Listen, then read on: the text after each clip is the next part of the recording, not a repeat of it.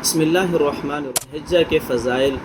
اور اس مہینے کا اللہ تعالیٰ کے ہاں کیا مقام اور مرتبہ۔ تو ذی الحجہ کے بارے میں یاد رکھی جائے کہ اللہ تعالیٰ کے ہاں جو 12 مہینے ہیں ان میں سے 4 مہینے یہ حرمت والے، آدھا ذی الحجہ، محرم اور رجب کی حرمت حضرت آدم علیہ السلام کی پیدائش سے لے کر شریعت اسلام یعنی آپ صلی اللہ علیہ وسلم کے دین محمدیہ کی تعلیم تک اور تا قیامت یہ جاری اور ساری رہے گی۔ مشرکین مکہ اور کفار اپنے کفر اور شرک کے باوجود ان مہینوں میں جنگ و قتال اور ڈاکہ زنی اور رہ سمجھتے تھے اور برا سمجھتے۔ بات تو یہ معلوم ہوئی کہ ذی الحجہ کا مہینہ ان 4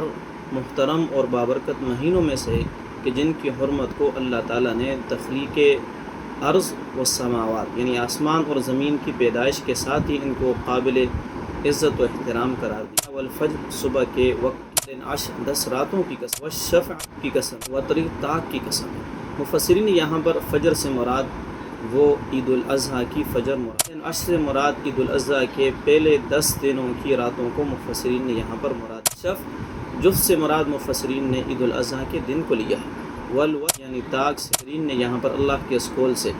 وہ 9 عرفہ یعنی 9 ذی الحجہ کی تاریخ کو لیا۔ معلوم ہو یہ چاروں قسمیں جو اللہ تعالیٰ نے قرآن میں کہی، مفسرین کی آراء کے مطابق ان چاروں سے مراد ذی الحجہ کے پہلے ایام مبارکہ کو دیکھیں تو حضور صلی اللہ علیہ وسلم کی تعلیمات میں سے حضرت عبداللہ بن عباس رضی اللہ عنہما نقل فرماتے ہیں، نبی اکرم صلی اللہ علیہ وسلم نے ارشاد فرمایا کہ ان ایام میں جو نیک اعمال کیے جاتے ہیں ان اللہ کے ہاں باقی ایام میں کیے جانے والے نیک اعمال سے کہیں گنا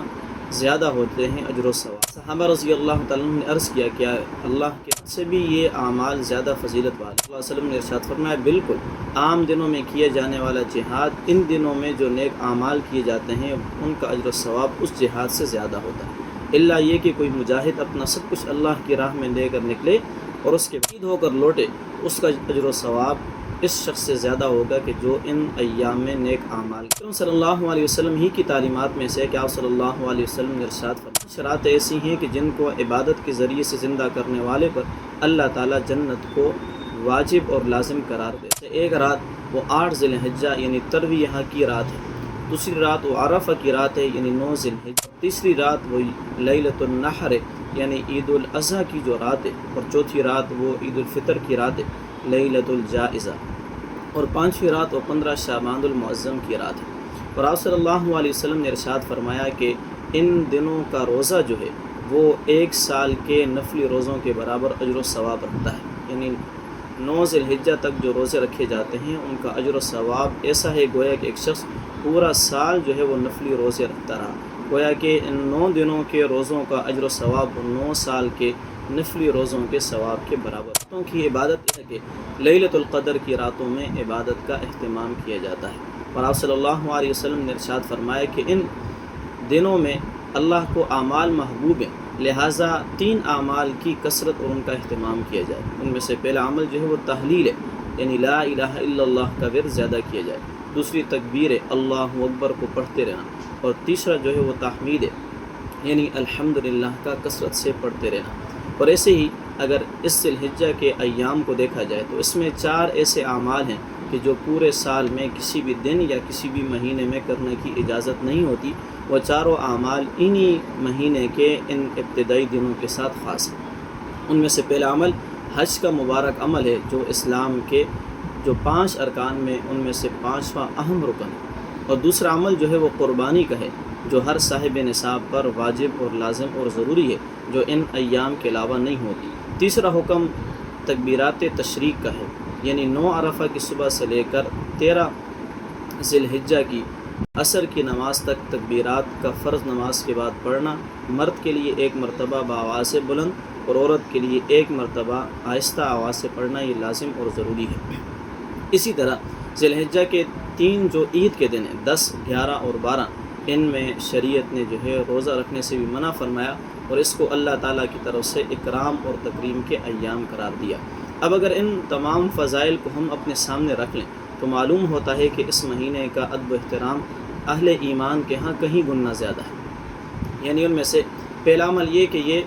حرمت والے مہینوں میں سے، دوسرا یہ کہ اس کے ابتدائی دنوں کی قسم اللہ رب العزت نے سورۃ الفجر کی ابتدائی آیات میں 4 قسمیں کھا کر اس کو بیان کیا۔ تیسرا آپ صلی اللہ علیہ وسلم کے ایام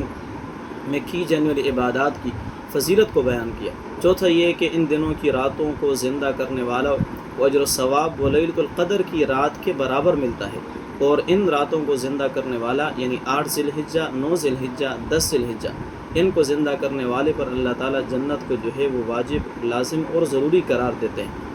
ان ایام میں مخصوص عبادات ہیں جیسے کہ حج ہو گئی، اور ایسے ہی قربانی ہوئی۔ یہ ایام جو اللہ کی طرف سے مہمان نوازی کے طور پر ہیں، یہ ایام اہل ایمان کو بعد میں حاصل نہیں ہوتے۔ اور ایسے ہی